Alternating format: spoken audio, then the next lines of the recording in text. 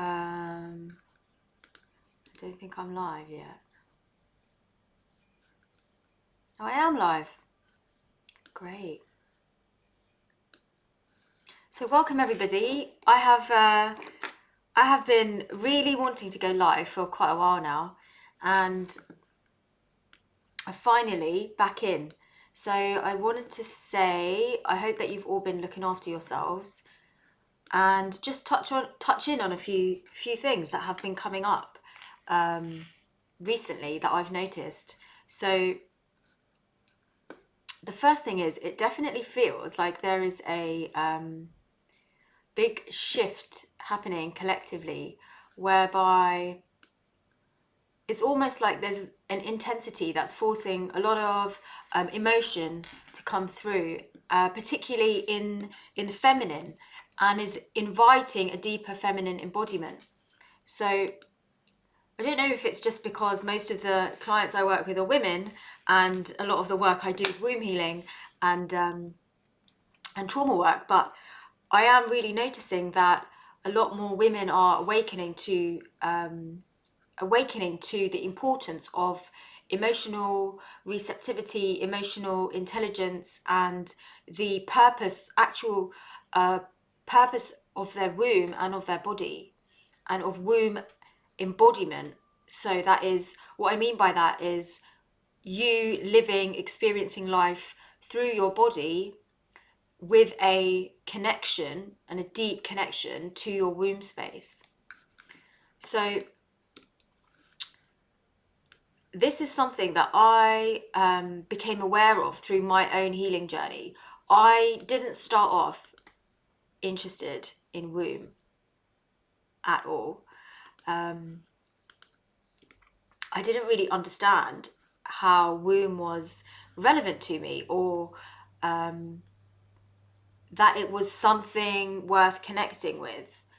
And I became aware of womb as I deepened my own emotional healing journey, and really went deep into my own stories and trauma narratives. And then I started to feel like the sensations of womb and the rumbling of womb and the very clear communication. So, oh, okay, there's something here.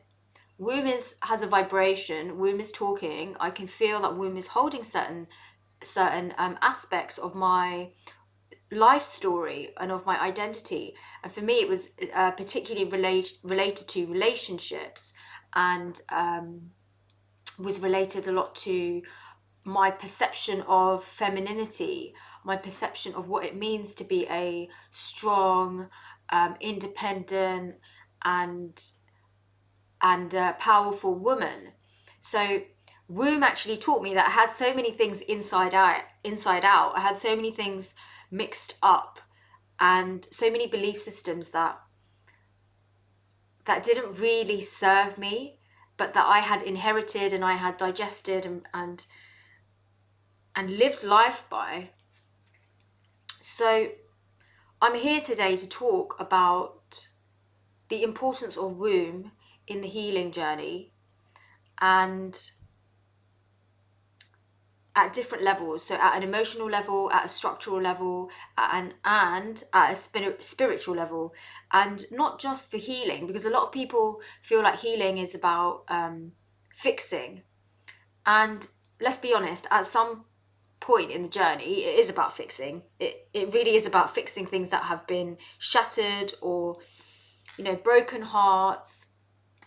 But then you get to a point where healing actually becomes about self-discovery, and then healing becomes about depth and growth, and then healing becomes about being in receipt of divine revelation and very deep insight, and sharing deeper qualities of that are universal, but sharing them in your own way. So I feel like I've been on this journey of womb embodiment, but I didn't know it was called womb embodiment, right? I didn't know. I just felt like I was going through the motion, right? Just did it all on my own, and came out this other end after a few years. And in retrospect, I really understand that it was a journey of feminine re-embodiment and of accepting and integrating my own power. So the first thing I want to say about womb is that womb holds energetic imprints because it's a really, really sensitive and big energetic space. So if you imagine a really big echo chamber, just like a huge vast space, anything you put in it is going to create a reverberation, it's going to create ripples, and those ripples can be felt. And often those ripples, the stuff that people often start to feel at the beginning of the healing journey, is trauma, and is difficult experiences or abusive experiences or violations of womb, or ways that perhaps they've betrayed their own womb. And so feeling all of that stuff starts through vibration, right? You start to go, okay, I'm feeling certain sensations in womb that make it uncomfortable for me to be here, and that can lead to contractions in the womb. It can lead to actual physical structures growing in the womb, on the ovaries, fibroids, etc. It's really, really common. It can create a disconnection. So it's like, oh, you don't really want to go there. It can create a lot of holding in the pelvic floor. So it all starts off from vibration, the impact of vibration. And if you imagine you put something very dense into a vast open space, it's going to create density. If you put something very beautiful and you pour in flowers and you know, love and light, of course it's going to feel completely different. So most of the reason why we feel sensations and difficult sensations in womb is because it's holding dense vibration, it's holding trauma, it's holding tension, and that is felt in the womb, the physical womb, right? The healing journey to go through that kind of process of really uncovering why your womb is feeling inaccessible, or why it's feeling blocked, why it feels heavy, is super, super important, because it's the foundation of the body and of the energetic system, actually. And I always use the same analogy because it works, so I'm going to use it again. And the analogy is, if you're going to build a house, the foundations are super important, and the foundations need to be deep and need to be stabilized and need to be well understood in order for you to build anything on top of that. And the foundation of growth and of flow within yourself, of safety, feeling safe in your own body and loving your own body, really is womb. And having a womb space that feels safe, that feels still, that feels like it can be yours, that feels like it's something beautiful that you want to connect with, and that's giving you something, rather than something that's holding a lot of pain and it becomes like this black box that you don't go anywhere near, and you don't think you know the code for it, so you just don't want to open it, and it kind of sits there buried under the creaky floorboards, right? Now, understanding the layers of trauma that womb holds, this is a really, really important part of the healing journey, and this is relevant for not just women but also for men, because to stabilize the roots, you have to know what you're holding in your base. So when you start to unravel and discover what your layers are, and there are layers, what happens is you will start to become more aware. And when you allow the emotional expression, you allow the feeling, you will start to deepen and in stillness and dissolve the vibrationary layers that are causing you discomfort. And this is possible for every human being, really possible. Of course, at the beginning of the healing journey, it feels like this is so impossible for me. How will I ever access my womb? How will I ever feel a stillness or a beauty in this place of pain? But I can assure you it is possible. So at a physical level, womb is your foundation. The pelvis is like the stabilizing foundation of your entire structure. So everything sits on top of the pelvis. And a lot of the time when there's womb trauma, the pelvis is actually twisted or has a lot of tension in the pelvic floor, and the pelvic floor becomes like a wall. So rather than being like the ocean and the pelvic floor feeling like the oceanic movement, like very vast and very open, it feels like a very solid barrier. And the whole structure of the body and tension from the body needs to be able to flow down and flow down back into the ground. And if there is a holding force, a wall, a really strong resistance, then what happens is energy is trying to flow down back into the earth, and you're trying to resource from earth, but there's this wall there, and that wall is in your womb. So what happens is you just bounce around on top. Yeah, so energetically you're bouncing because you can't get down. And when you bounce for many, many years energetically, because you can't anchor in stillness, it creates vibration of unrest, unease, constant agitation.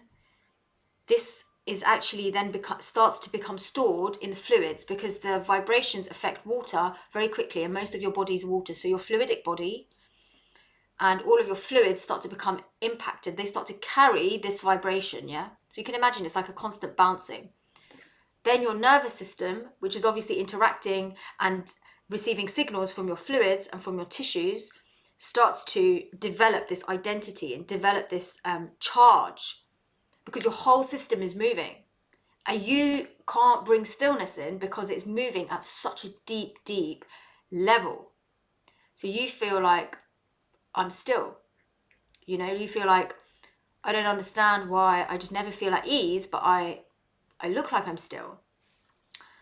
And the nervous system will start to create impressions. And these impressions will be impressions of unease and movement, discomfort. That is inherently not what you are. You are not that. But you're capable of holding that. So when that contrast comes in, you feel this sense of there's you, and then there's all of this, and then it starts to become you because you're absorbing it, and you're like, okay, well, this is inside me. So your brain is literally processing these vibrations and these neurological inputs, and is saying like, this is what you are, this is what you are.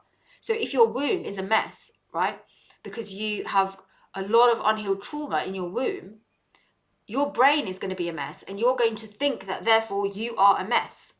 Why? Because of the imprints of your womb. And that will affect your identity. That will affect what it creates is a lot of fear. Why? Because it's movement. If you were a sailor and you were going out to sail the ocean, and the ocean was calm and the sun was out, would you feel fear? No, you wouldn't. If you went out as a sailor and the ocean was turbulent and there was a storm and the waves were crashing, would you feel fear? Even if you're the most experienced sailor, there's going to be that fear imprint. There's going to be that level of danger. Now, for me, it's a big part of my work and my mission to help women and men to become safe in their own body by discovering the space of womb, because these fear imprints can be dissolved very quickly when they are met in womb. If you try to meet them in the nervous system, you're further along, yeah? If you try to meet them in the structure of the body, you're much further along, because these are symptoms. These are where these aspects have already manifested. So the body and the nervous system and the structure and the tissues, the structural alignment is already manifest. The root cause and the fundamentals and the real deep work needs to happen in the space of womb. Yeah, that's where you rebirth your entire structure from. So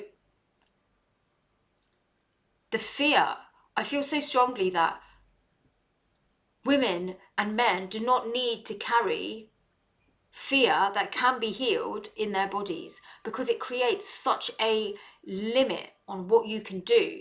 It creates a limit on what you're willing to feel. Because if you feel fear, expanding your heart space out becomes very difficult, because you're scared and you don't know why you're scared, right?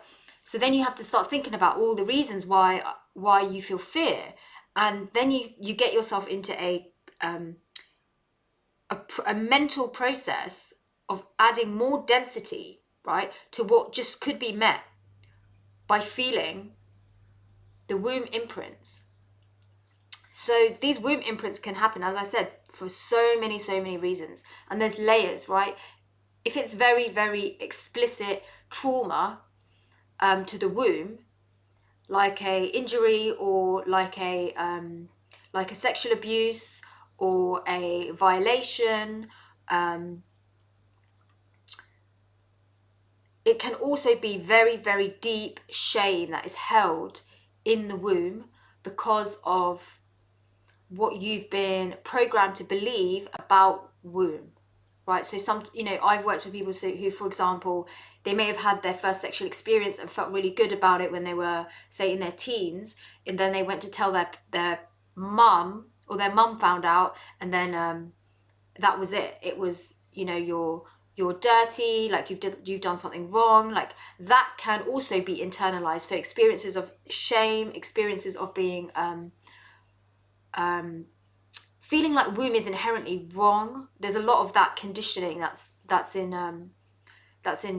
it's collective, and it's collective culture almost as well. So womb trauma can look like many different things, but ultimately it creates a fear, and this fear is possible to heal. And what happens when you start to heal the layers of womb, it's a very emotional journey, yeah? And this is why back in the day, in like the ancient Greek time, womb was seen as a wild animal. So womb was seen as something that needed to be tamed, that's something that was volatile and violent and vile and wild, and it was akin. Doctors at the time were writing about womb as if it was akin to a wild animal. It has its own mind, and in a way it does, and in a way it is wild, right? But it's not wild because it's chaotic, or because it's something inherently dangerous, right? That was the very early patriarchal programming around womb, and it came from, and doctors at the time, in the ancient Greek time, they would call womb like the seat of hysteria, because obviously they were working with many women who were holding so much trauma in their bodies and in their wombs that they were exhibiting all of those emotions, and it really scared the doctors at the time. So they put two and two together and were like, you have a womb is hysterical, womb is wild, and therefore you're hysterical, right? So it created this paradigm of shame and blame and fear, really, around womb. So that's all since changed, because now we're living in a world where people are much more awakened to what emotional intelligence is, how the body stores emotions and pain and trauma, and how this can be healed through womb. So healing fear, healing subconscious fear, healing ancestral fear, healing deep conditioning and self-limitations is the work of womb, because womb is the void and womb is an empty space. So if you really want to see yourself, you do womb work. Why? Because the basis of womb is the void. It's a void, right? base is the only energy center which carries the access to the void. Even your heart space is not the void. Womb is the void. So if you imagine you're getting this complete empty space, that is behind all these layers, it's nothingness. So it puts the layers in context, right? It helps you to contextualize and go, okay, I've got all of this stuff, but actually womb is void. So now I can start to examine myself, reflect, self-reflect, heal, knowing that I've got this huge empty space energetically to dissolve all of these vibrations into. That is the benevolence of womb. That is also the energetics of planet Earth, right? It is a nothingness, it's a void. And all we're here to do is recognize our own creation. What have we created? What are we recreating? That happens in womb, right? So in terms of healing trauma, in terms of healing your physical structure, in terms of healing pelvic misalignment, deep layers of unrest and fear in the body, chronic conditions often that relate to like your muscular system, like especially if people have had pain and tension for sometimes decades. Often it's because deeper layers need to be resolved, and those deeper layers need to be healed, and that work can be done in womb. So that's me busting a big misconception, which is that womb work is A, only for women, B, only related to the actual uterus, which is totally not true, always has something to do with sex, which is also not true, and you only need to do womb work if you've experienced sexual abuse, which is also not true, right? None of that is true. All of that is one aspect of womb work. Womb is, as I said, it is the empty void. If you really want to see yourself and you really want to transmute, you really want to raise your own consciousness, you do it in the void of womb. And that's why womb is actually a catalyst for your own spiritual growth. And spiritual growth is important because you can only achieve so much in this physical plane of symptoms. Yeah, this physical plane is a realm of manifest. It's already manifest. To manifest, to create, you have to go into the seat of creation. And the seat of creation is the empty void, and the empty void lives in you. Yeah.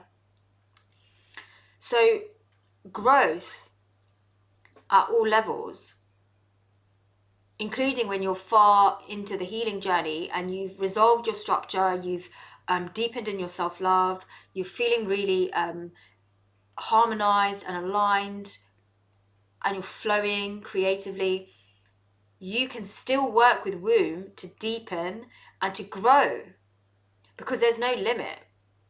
And so for me, I've always been a seeker of truth. I kept seeking deeper and deeper and deeper until I would find, just kept going and going and going. And then I eventually arrived at the void of womb and was like, there's nothing here.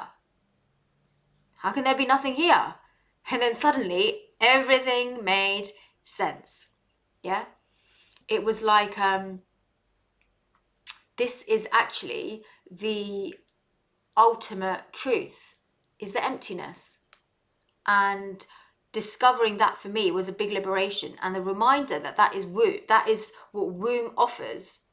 And especially for women, because we have that reminder every month in a physical form. We have a call. So the menstruation is a call back home. But for many, it has become understood as something inconvenient or difficult, or something to be shut down. Something, sometimes people have been conditioned to believe that blood is dirty, or that they are dirty if they're bleeding. And a lot of this is very old misconceptions. They're misconceptions that arose from misinterpretations of ancient spiritual practices around womb, prayer, devotion, and blood. So imagine that you have a limited capacity and then you're watching a tribe doing something that is very, very deep energetically. You have a limited capacity to feel what's happening, so you only observe the surface level of the activity, and then you make an interpretation and you go, okay, well that means that, and actually you've missed the depth. So this happened a lot, and it led to like programming that blood means a certain thing, and women that bleed are a certain way, and blood is a huge, huge liberation. When you allow your blood to flow and you allow yourself to receive the call back to womb, and bear in mind the call is not always an easy call, yeah? Because some of you will be listening to this and be like, it's not a call for me, it's hell, right? And yes, us women, we do have to go through sometimes complete hell for many months, right? Sometimes the flow feels more like a punishment than a flow, and that is it is incredible to feel that level of what you're willing to go through. The call takes many different forms and sensations, but it is a call back, and the call back will become easier the more you are embodied in womb. I've shared my journey openly. I used to shut down my periods because I just felt like they were completely pointless. I didn't have any understanding of the purpose of a period. It was just blood, inconvenience, and it seemed pretty pointless to me, to be honest. So I decided, what's the point? And I want to go on holiday. I want to go into the sea. I want to go out. So why am I inconveniencing my life? So I went to the doctor, and I said to the doctor, so I'm going on holiday in 2 weeks, and I don't know where I was going. I think I was going somewhere really like beautiful and sunny, and like, I think it was Barbados or something. And I said, and I don't really want to have my period because I'm pretty sure it's going to arrive when I'm on my holiday. So can I have something to stop my period? And she was like, yeah, sure. I was like, oh, great, this is easy. This is really easy. So she gave me some medication, and I was like, okay, so how do I use this? And she was like, you just take one every day at the same time. I was like, oh, cool. And I said, I'm going to do that then. So I did that. And it was amazing because I didn't have a period. And I was like, this is great. This is like such liberation. Like, I felt really liberated. Can you believe it? That was my definition of liberation. If I can become womb embodied, trust me, anybody can. I felt really good, like, and then a few months went by and I started to feel a bit weird. And then I started to feel, you know what? I don't want to have a period again. I'm just going to run these packs back to back. So I started to run them back to back. And I felt like I'd hacked it. I felt like I'd hacked the female body. And this was like technology and medical science really supporting me to become free. Wow. That's where I was, yeah? What a girl. So I continued, and I went back to the doctor, and I wanted to check because I didn't know. No one taught me about contraception. I went to a convent. No one taught me about menstruation, contraception, nothing. No one taught me about anything. So I went back to the doctor and I said, I've been taking these pills. They're great. Can I run them back to back so I never have to have a period for like 6 months? And then I just have to have 2 periods a year. Because I had met a girl at work and she was like, oh, I haven't had a period for 5 years. And I was like, wow, really? She was like, yeah. Like, what's the point? I just run them back to back. I haven't had a period for 5 years. I say, oh, okay, cool. And the doctor said to me, yeah, you can just take 2 packs back to back. No problem. Oh, wow. I felt like the sun had just arrived in my life and I didn't ever have to have a period now. And I had planned to have a flow once a year, twice a year. I've never told anyone the story. And then I started to get problems because I was running packs back to back and I started to experience weird stuff happening. So I started to experience blood coming through, even though I wasn't supposed to be bleeding. So I was starting to get really confused. It'd be like, okay, I don't know what on earth is going on. And I started to feel like maybe there's something wrong with me. Maybe I've got a problem. Maybe I'm ill, because the doctor told me if I take these back to back, I won't bleed, and yet I'm bleeding. So there's something's not working here. And I blamed my body. And then I started to get very emotional and really, I couldn't control my emotions. It was like very volatile, very I was like really on the edge. Like the partner I was with at the time, so anything he said would just like, I'd be crying. I would just be in tears. I just felt like I was constantly trying to get something that wasn't being delivered. And what I realized now is I was trying to get back in touch with my femininity, and everywhere I looked, it wasn't there.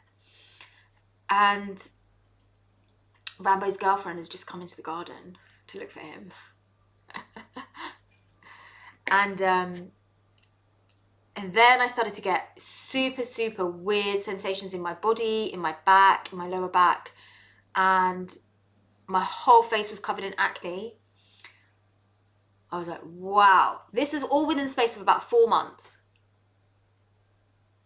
And then I took myself back to the doctor and I said, I don't know what's going on, but really weird things are happening to my body. And I've suddenly become covered in acne.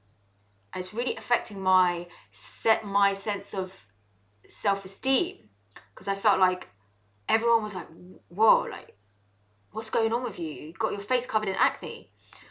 So I said, went back to the doctor, and they said, okay, well, don't worry, we'll just let you try another brand. And then she went onto Google, and she took her medical book and just looked for an alternative brand, went onto Google and was like, just put the brand into Google. And I was watching and I was like, okay. So I said, how does this one work then? She goes, it's just a different brand. You go, try it. She said, try it and see if it's any better for you. And at that point, it was a turning point for me. My heart sunk because I was like, oh my God, I'm a guinea pig right now. This is trial and error. She's trialing and erroring with my hormonal system. She doesn't know either. And it was a wild moment where it kind of happened in slow motion. And I was just like, wow, you don't know how this works. You don't know how it's going to affect me. And yet you're willing to give it to me. And I said, you know what? I don't want the other brand. I don't want it. I don't need it. And I was just like, I just got the hell out of there. Like something in my body was just like, this whole thing is crazy. Like, just get out. So I said, I don't want it. I stopped immediately. I came off the contraception. It was a weird feeling to get my flow back, to get my period back. And since then, I never stopped my flow. And I never had any of those problems. The point is, it's a journey, and the flow is a call. It's a call back to womb. The call is not always easy. Some months it's a call because you've forgotten womb, yeah? Some months you've been so busy with life, you've been cracking on with life, and the call is like excruciating pain. It's like the pain that only a bleeding woman can understand, right?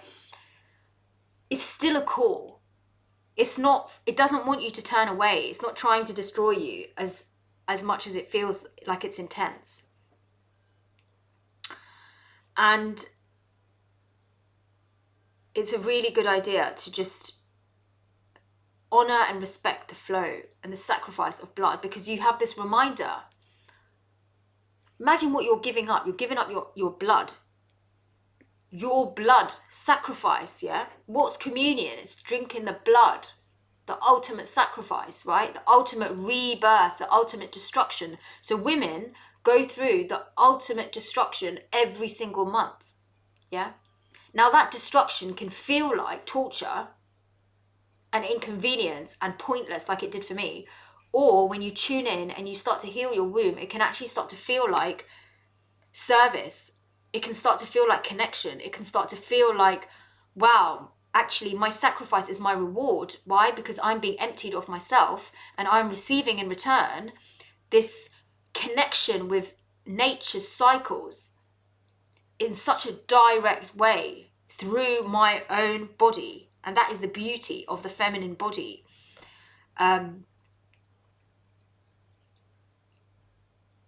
So yeah, it's really interesting to also consider like the I've not seen much written on the masculine sacrifice and the masculine but hormonal system, but I did post one article in this room earlier about the I think because it came up again when we were talking, and it was about the equivalent of the cycle that women go through, the equivalent in men, which was really interesting to know that actually there is hormonal flux and change.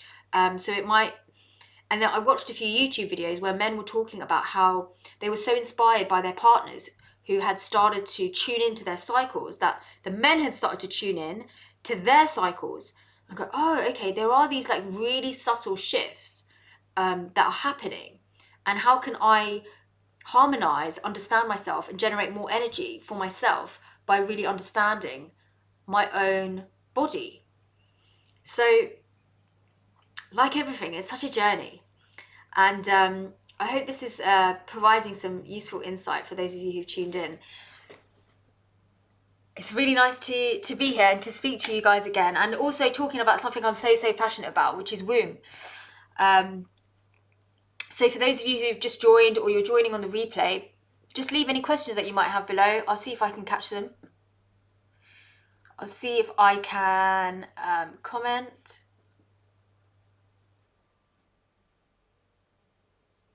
Agency out of stillness. Yeah, really like that. I like that a lot. Agency out of stillness, sovereignty out of stillness. Yeah. It's kind of when you feel like you're truly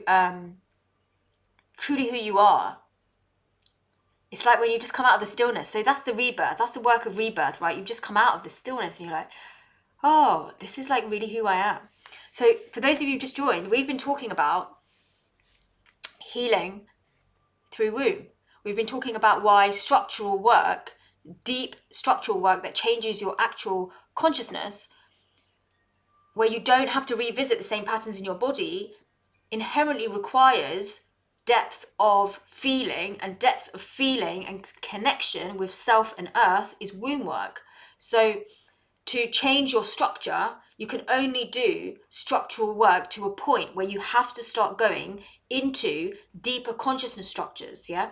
Especially if you have got ancestral conditioning that is very strong, like I did. I had to find the vibrations of those structures and how they were owning me and how I was subservient to them.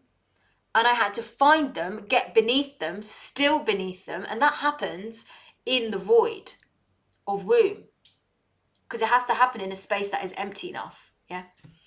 Then we've talked about how to use womb as a void in order to grow, develop deeper spiritual connection. Why? Because you're emptying yourself of yourself into womb, into the void where it dissolves. It's your offering, it's your prayer, it's your altar. When you're empty, you can start to receive. And women are inherently the divine receipt, in divine receipt, yeah? The feminine is encouraged to receive. That's why a woman has a vagina, yeah? It's a cave. It's a place where you receive. Now, if you start to look at your yoni and your womb as a energetic seat of sacred prayer and of being in receipt of divine love, being in receipt of the highest vibration that you deserve, what comes to and into your womb space will have to match that frequency. Yeah. This is what is not taught in sexual education. Not in conventional sexual education, and definitely not in a convent. And it's really important because your interactions will leave imprints. And to clear those imprints is work. Otherwise, as I said earlier, I talked about how these vibrational imprints affect your fluidic body and therefore start to affect your nervous system and your neurological system and therefore your sense of identity. And this is why when sexual abuse happens at a very young age, it actually rewires the entire brain into a specific identity, like a fear-based identity. And on doing that is the work of womb alchemy, because you have to go very deep, and it's possible to completely change and clear and heal and bring stillness and reclaim your power, womb power. Yeah.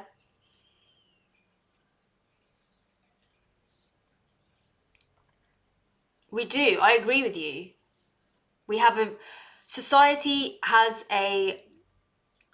moved so far from root and from base. It's unreal. If you look around, right, it's just mad. And it's beautiful reminder as well. When you look around and you're like, whoa, that is hectic, as now you will be doing, there's lots to look at. It's great, and it alludes to the point you made earlier, like, how is everything that we're looking at inviting us to transcend it? Yeah, we can't transcend something until we own it.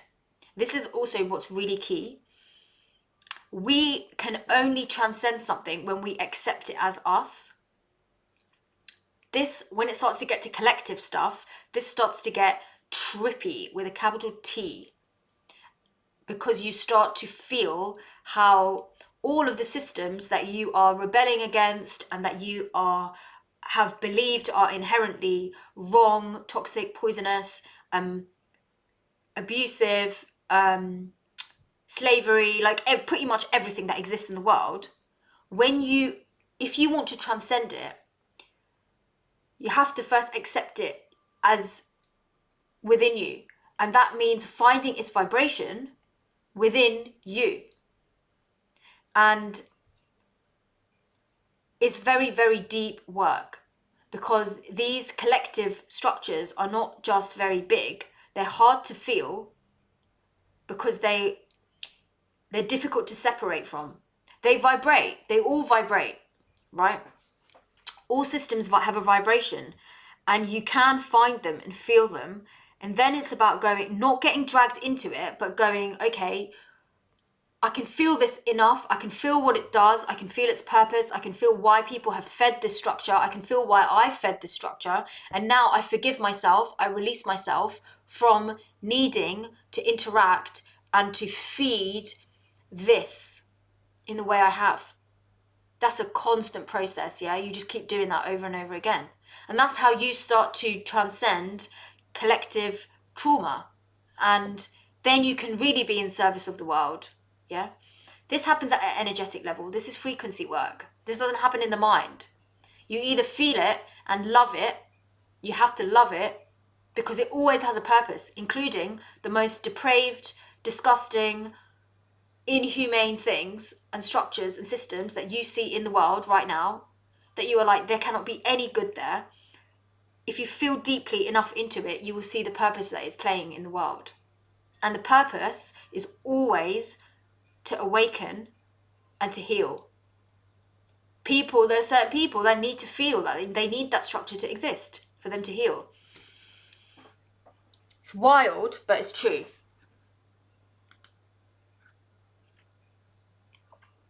Wild is a reflection of our evolutionary animal roots as a human, which is of course very much suppressed by society, suppressed by chosen family systems, and moved into the shadow. How interesting.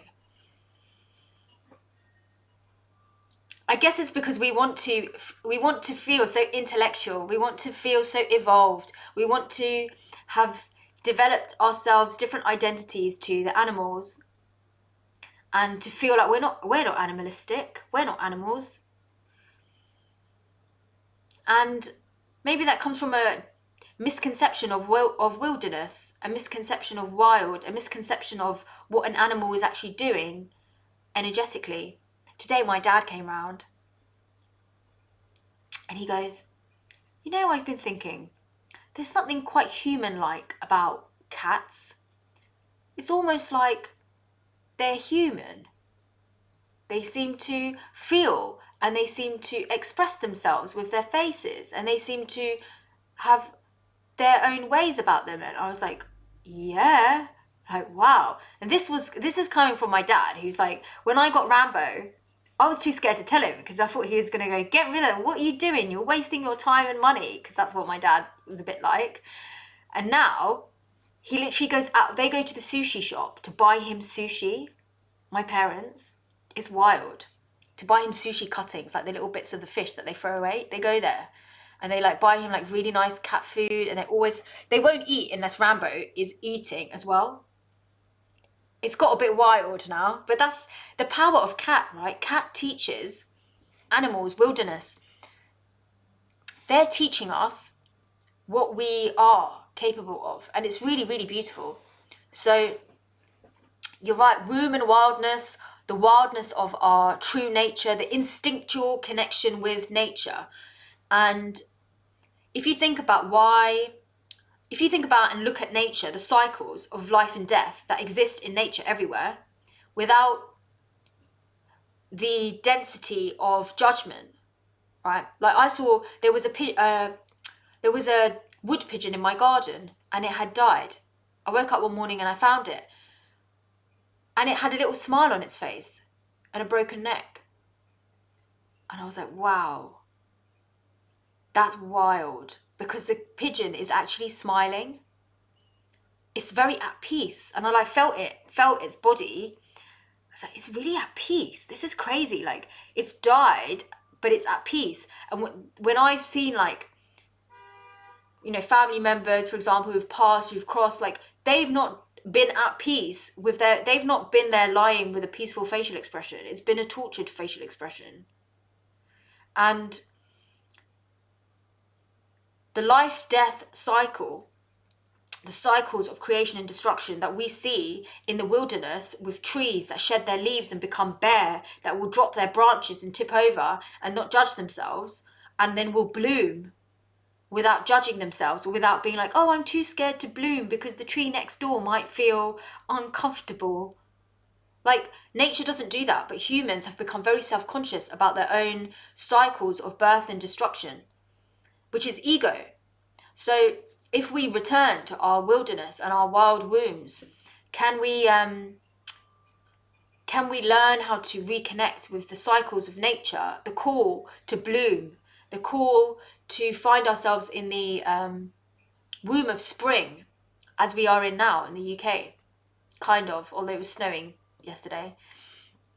But and then when winter comes, can we allow ourselves to drop everything and just do what winter does, you know? So this is what I'm also going to be sharing this energetically with you in the elements. So the elements is a very powerful elemental healing field where you will literally feel yourself as the element that we are working with. And we're going to work through all of the elements in order to heal, because you are energetically an elemental being. You are made up of the elements. You will recognize them. They recognize you because it's one and the same frequency. So I'm going to show you, and I'm going to allow you to actually feel it when we start working with each element. This is a very, very deep field. I have never done this group session before. I've only ever done it with me personally. And I was able to heal things that I could not heal, that would have taken me months or years to try to heal somatically. I've done that through elemental healing. And then I thought, you know what, maybe I should share it with them. So I'm here to share this with you. I will do this once a year only. And it's coming up on the 14th. It's coming up soon. Next week. 14th. Yeah, I was right. 14th. So on the 14th, next Wednesday, join me for the elements. You will not experience anything like this ever. I can guarantee you that. If you really want to know what nature is, then you look inside and you find nature inside. And when you find nature inside, you can be sat in a prison cell all day and you will be liberated and you will feel like you are, honestly, you will have no needs because you are inside. Yeah. This is the power of the elements. So join me. I hope you found this chat useful. And I'm going to pop in again as soon as I can. Maybe with Rambo next time. And if you're watching this on the replay and you've got questions about womb alchemy and womb work, rebirthing in the void, healing sexual trauma, healing your physical structure, if you've gone to see therapists, somatic integration practitioners for months and months and months and years and years and years, and you're still working with the same structural issues, come to see me and I will give you an honest assessment, free, about what you need to do in order to liberate yourself from yourself, right? I'm very honest, I'm very upfront. I can feel at a very deep level your being, and I will be very clear about what you need to do in 6 sessions to get the outcome that you need, right? And then it's up to you to decide, am I willing to go to those places? Do I want to do it? I will just show you, right? Then you got to decide, can I do this? Do I want to do this? Do I want this enough? Yeah. But don't ever think that it's not possible for you. It is possible for you. You just have to find the right depth of field to heal in. Yeah. So thank you all so much for tuning in, and I hope to see you maybe Monday. I'm also trying to get a bit more disciplined with, let me say one last thing. I'm trying to get a bit more disciplined with my lives because they're a bit sporadic. And that's because I'm working on building in more of my masculine structures into my practice so that I have more space and time to flow and come in and do lives like this. And so that's what I've been actually working on for the past 2 weeks, very intensively. Oh my gosh. Don't even talk to me about what I've been doing over the last 2 weeks. It's been very necessary. It's shown me so much about the importance of masculine structure and clarity and what the masculine brings in terms of the container, the clarity, the sharpness, the sword, right? Cut through the crap. And I'm coming in with like all my feminine wilderness and like all of my ideas and like my creativity, and I'm like, hey, let's do that. And then I've got this like masculine like sword, which is like totally focused and wants utmost clarity. And so I've been in the last 2 weeks like trying to bring these two together and really experiencing how I'm now structuring my practice and changing certain processes and introducing certain processes and doing it all through the divine masculine. And it's teaching me so much. I can talk more about that in a separate video. But that relates to my capacity to do what I love, right? I have to embody and worship the true essence of the divine masculine in order for me to embody myself as divine feminine, because I want to be able to come in freely, express myself like I am now, talk, share, connect with you guys. And I can only do that if I have the structures in place to allow me to do that. Yeah. Time-wise, space-wise. It's mainly time and space, yeah? But time and space are within me. So that's what I've been working on. It's been intense. It's also required a lot of my tech skills have really come in handy. So I've been doing a lot of tech automation and really trying to get things up there, like to the standard where I want them and to the vision that I have. So, well, I'm going to teach you guys about this when we do the trauma energetics program. I literally can't wait for that to start. That's all I want to say. I'm super, super excited about that. That is for practicing therapists who want to learn how to use energy medicine and techniques of energy alchemy that I'm going to teach directly what I use in client sessions to heal trauma. Yeah. So this is specifically trauma work because there's so much energy work that's going on that's just like spiritual bypassing, spiritual readings, like just like airy fairy shit. And I'm not about that. I'm about real grounded base, root chakra, womb, heal the trauma, shadow work, like do it all. Yes, you can get elated and blissed out. And absolutely, there's time and space for that. But it has to be based on a solid foundation. Yeah. Then it's consistent because anybody can have fleeting transcendence sporadically. But you've got to come back to this life. You've got to come back to this body. You've got to come back to this brain. You've got to come back. And where you live from consistently is very important to allow you to really expand safely. So more on this. I hope that's helped. And yeah, I'll see you all really soon. Join me for the elements next week, 14th. There are a few spaces left, so I hope to see you there. Lots of love, everyone.